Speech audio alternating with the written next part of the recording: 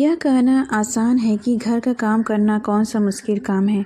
ये तो हम हाउसवाइफ जानते हैं कि घर का काम करना कितना मुश्किल है और इसमें कितना हमारा टाइम लगता है और जिसकी कोई वैल्यू भी नहीं होती है।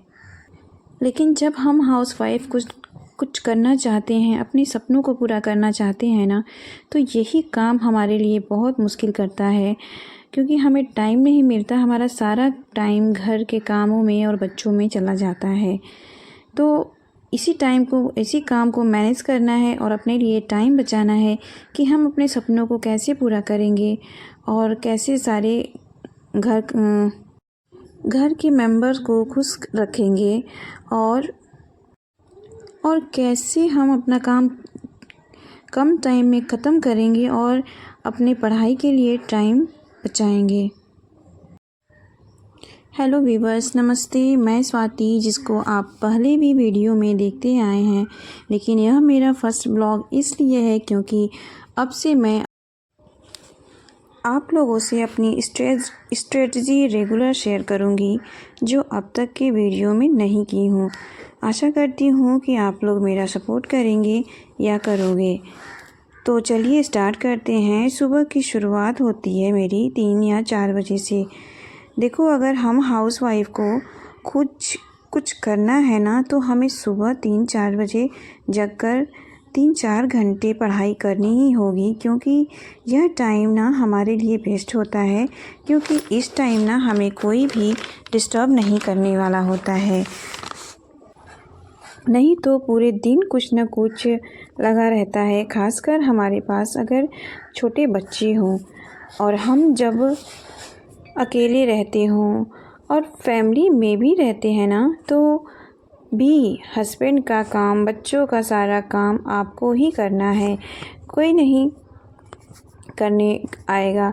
किसी को कोई फ़र्क नहीं पड़ता कि आपको अपने सपने पूरे करने हैं, आपको लाइफ में कुछ करना चाहते हो।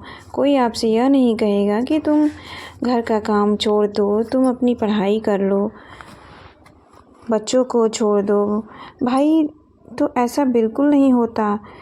कोई नहीं कहता। आपका हस्बैंड खुद ये नहीं कहेंगे कि ये काम रहने दो, तुम पढ़ाई पे ध्यान लो, रहने दो, मैं खाना लेकर खा लेता हूँ। नहीं भाई, उन्हें तो टाइम से हर चीज़ चाहिए तो चाहिए। और आपका सपना, आपका वो तो उनके लिए कोई मायने नहीं रखता है।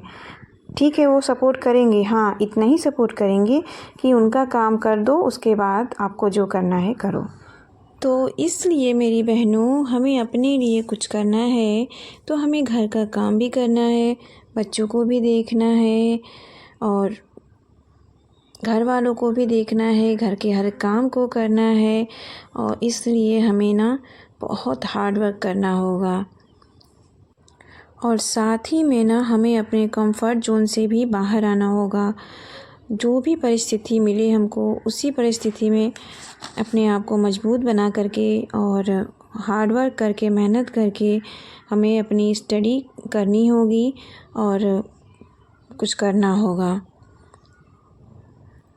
और जब हम मेहनत करने लगेंगे, घर वालों को दिखेगा और उनको लगेगा नहीं ये कुछ कर सकती है, ये सक्सेस हो सकती है, तो वो लोग भी आकर के खुद हमारा साथ देंगे। आज ना मेरी बेटी का लास्ट पेपर था, वो यूकेजी में पढ़ रही है, तो उसको ना वो बोर हो रही थी। तो उसको मैं ये नहीं बोल सकती थी कि पढ़ाई कर लो, क्योंकि इतने दिन से तो खूब उसको पढ़ाया ही जा रहा था। तो यहाँ पर आधा काम करते करते बेटा उठ गया था, इसको मैं फिर से ले गई सुलाने और वो सो गया। फिर उसके बाद हम अपने कामों में लग गए। तो बेटी को मैं पढ़ाई के लिए नहीं बोल सकती थी, लेकिन एक काम था मेरे पास जो मैं कई दिनों से सोच रही थी। एक्चुअली ये प्लांट्स मेरे ना छत पे, यहाँ विंटर में नीचे मेरे बिल्कुल भी धूप नहीं आता, तो इसलिए इसको छत पर रखना होता है। उसके बाद तो अब गर्मियाँ आ गई तो इसको सबको नीचे करना था। तो ये मैं कई दिन से सोच रही थी। तो जब बेटी ने बोला पढ़ना नहीं है, कुछ करना है, कोई काम, मम्मा कुछ काम दे दो, तो मैंने कहा चलो कुछ करते हैं। तो बस मैंने कहा चलो इसमें मेरा काम भी हो जाएगा, इसका भी मन लगा रहेगा। तो बस मिल करके थोड़ा सा उसको इन्वॉल्व कर लिया और सारे प्लांट्स को, जिसको मुझे नीचे लाना था, वो सारे को नीचे ला लिया। इतना करते करते शाम हो गया और उसके बाद छोटा बेटा मेरा उठ गया। उसके बाद सब ने मिल कर ये देखिए सब ने मिल कर के प्लांटिंग किया, वाटरिंग किया। बस उसके बाद फिर इन लोगों का खेलना, फिर थोड़ा बहुत कुछ शाम का स्नैक्स खिलाना पिलाना। छोटे छोटे बच्चे हैं ना, तो इनको भी टाइम देना बहुत ज़रूरी होता है, क्योंकि ये लोग तो ऐसे भी मम्मा के बिना नहीं रह सकते। तो सबसे बड़ी चुनौती हमारे लिए ये भी है कि बच्चों के साथ पढ़ना कितना मुश्किल है, टाइम दिन में निकालना बहुत मुश्किल है। इसलिए हमें जो पढ़ाई है ना, ज़्यादातर पढ़ाई हम जो अच्छे से है ना, ज़्यादा टाइम तक जो हम लोग पढ़ सकते हैं वो रात को या तो भोर में ही कर सकते हैं, बच्चे के सोने के बाद।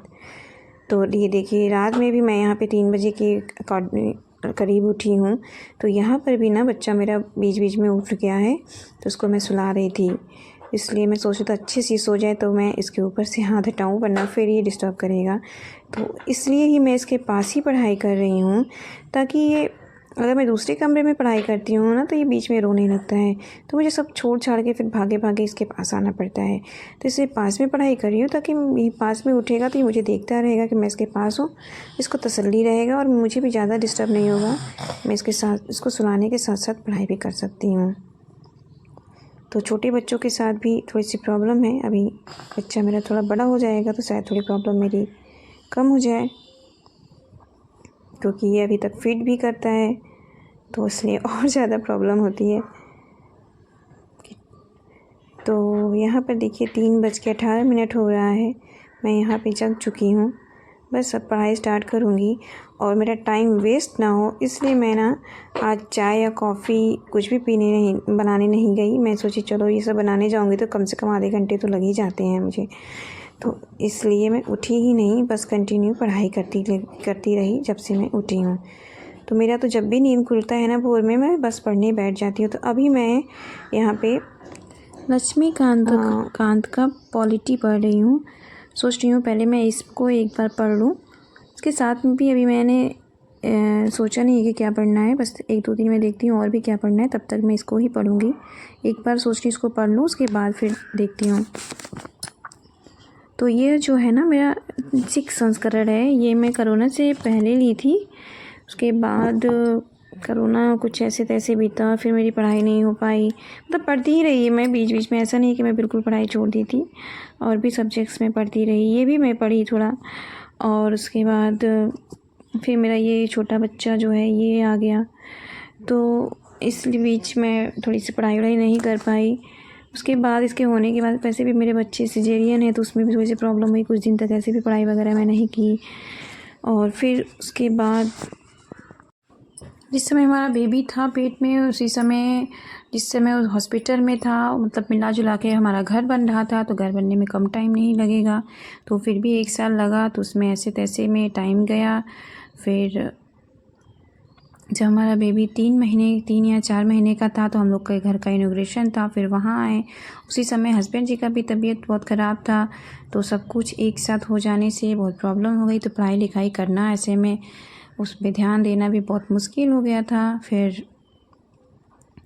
उसके बाद विंटर आ गया, फिर बेटा मेरा छोटा था, तो भी नहीं, तो पढ़ाई नहीं हो पाया। फिर तो अब जाके मैं कहीं नहीं, अब बहुत हो चुका, अब बिल्कुल भी नहीं रुक पाऊँगी मैं, अब ठीक ठाक है, सब कुछ सही है। अब एकदम अगर सोचेंगे कि सब कुछ ना हो तो ऐसा नहीं हो सकता है, उसी में लगा रहेगा। तो अब मैं अपनी पढ़ाई कंटिन्यू करूँगी, और जो भी करूँगी, जैसे भी होगा, मैं आप लोग के साथ शेयर करूँगी।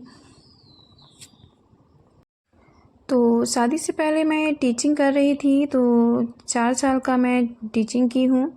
उसके बाद फिर नहीं कुछ की, और अब मैं एक हाउसवाइफ हूँ। तो शादी को मेरे 7 साल हो गया है, तो बस अब लग जाना है बिल्कुल। और आज मैं बना रही हूँ भरवा करेला। एक्चुअली मैं तो बिल्कुल भी करेला नहीं खाती हूँ, पर हस्बैंड जी का फेवरेट है करेला, तो इसलिए मैं सोची चलो आज भरवा करेला बना देती हूँ। और ये जो मैं आलू डाल रही हूँ ना, ये आलू मैं अपने लिए बना रही हूँ, क्योंकि फ्राई आलू मुझे बहुत पसंद है।